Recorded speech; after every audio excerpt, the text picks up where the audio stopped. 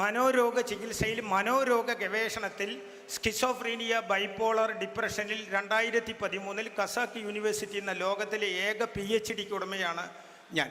ഇതൊരു കേമത്തരല്ല. ലോകത്തിലെ ഒരേ ഒരു വ്യക്തിക്ക് മാത്രമേ PhD സൈക്യാട്രി ഉള്ളൂ. MD, MS, DPM വരെ പോയിട്ടുള്ളൂ. ഞാൻ 23 കൊല്ലം വേണ്ടി വന്നു.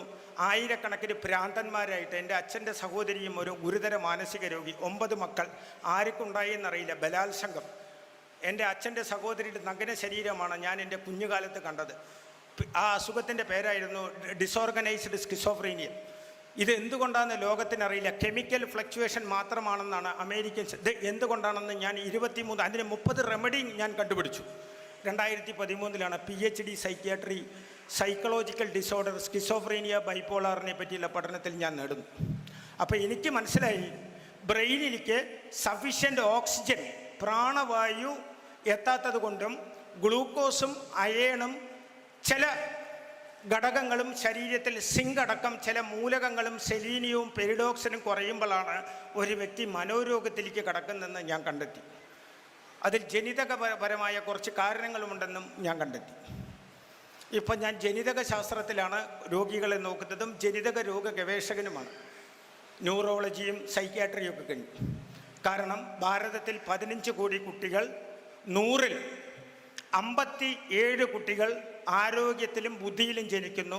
43 കുട്ടികൾ autism, cerebral palsy, down syndrome, cretinism പറയുന്ന രോഗങ്ങളിൽ ആയിട്ട് മല്ലടിച്ച്. പ്രത്യേകിച്ച് കേരളത്തിൽ ഏറ്റവും കൂടുതൽ autism, cerebral palsy, down syndrome, cretinism, motor neuron disease, കുട്ടികളുടെ ബുദ്ധിമാന്ദ്യം, ADD, മെൻ്റലി റിട്ടാർഡേഷൻ തുടങ്ങി കുട്ടികളുടെ മാറാരോഗങ്ങൾ കേരളത്തിൽ ഏറ്റവും കൂടുതലുള്ളത് മലപ്പുറം ജില്ലയിലാണ്.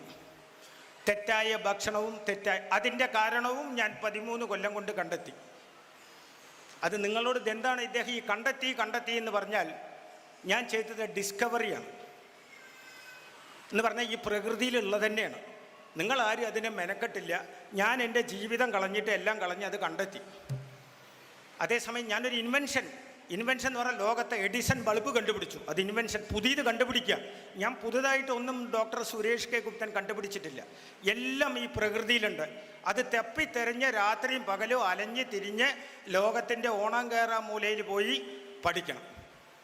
അങ്ങനെ ഞാൻ ഈ ജനിതക രോഗത്തിൻ്റെ, രോഗത്തിൻ്റെ, കുട്ടികളുടെ ബുദ്ധിമാന്ദ്യത്തിൻ്റെ കാര്യം കണ്ടെത്തി. അതിൽ പ്രധാനമായിരുന്നു B3 നിയാസിൻ. ഗർഭിണിയായ അമ്മ B കോംപ്ലക്സിലെ നിയാസിൻ എന്ന് പറയുന്ന ഘടകം വേണ്ടത്ര കിട്ടാത്തത് കൊണ്ടും, 2 സൾഫർ